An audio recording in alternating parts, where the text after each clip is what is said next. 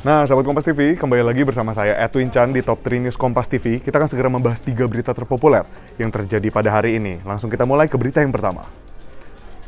Ketua Umum Partai Demokrat Agus Harimurti Yudhoyono mencopot sementara Lukas NMB dari jabatan Ketua DPD Demokrat Papua.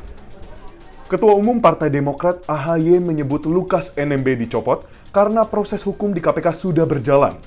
Sebagai penggantinya, Partai Demokrat menunjuk Willem Wendik sebagai pelaksana tugas Ketua DPD Partai Demokrat Papua. Jika nantinya tidak terbukti bersalah, jabatan Ketua DPD Papua akan dikembalikan kepada Lukas NMB. KPK juga akan segera mengirim surat pemanggilan kedua kepada Gubernur Papua, Lukas NMB, untuk diperiksa sebagai tersangka.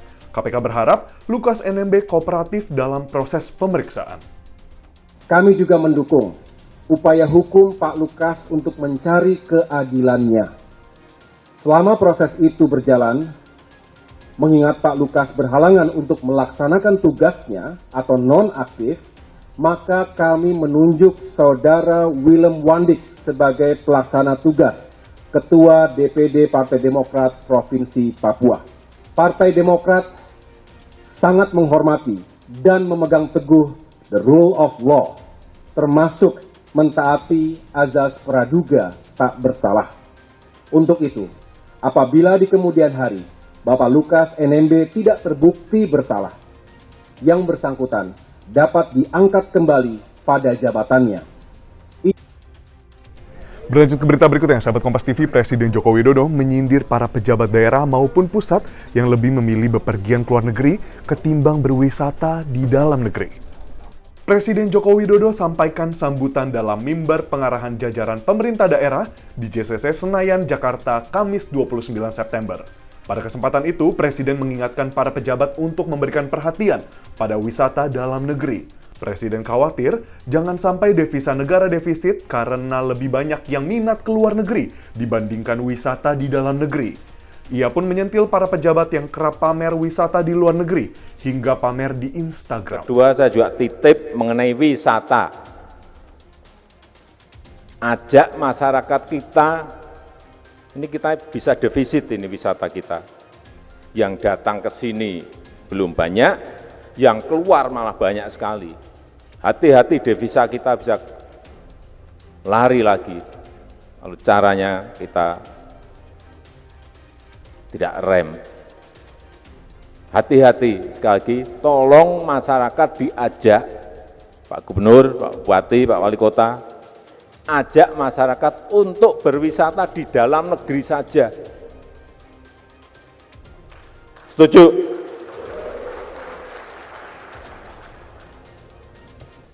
Kita ini punya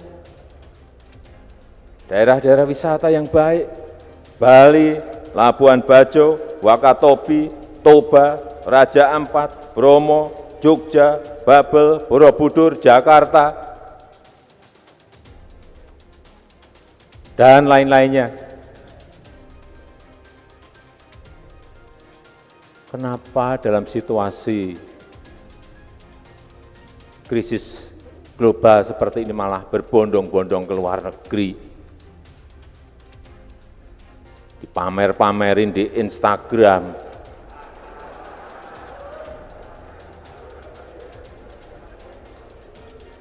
Apalagi pejabat.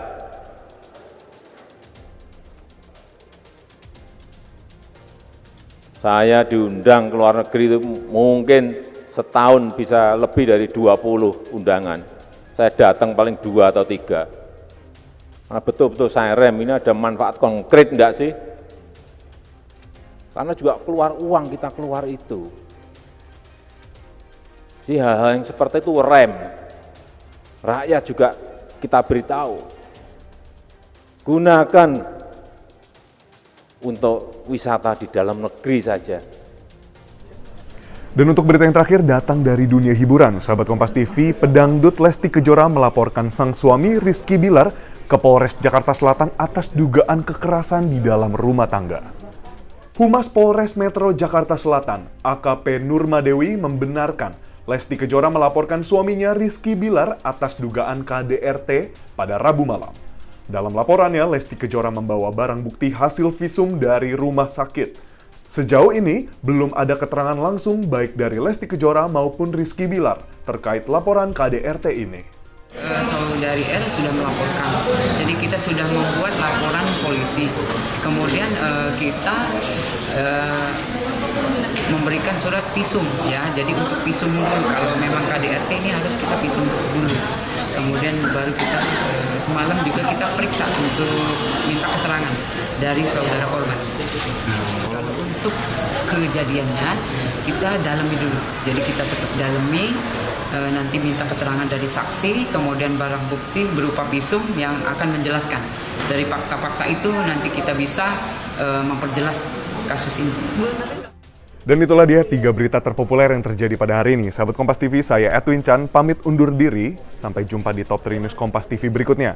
Dan untuk berita yang ini jangan lupa untuk berikan like, komen, dan juga share kepada kerabat dan keluarga semua. Subscribe YouTube channel Kompas TV untuk berita berkualitas setiap harinya. Salam sehat.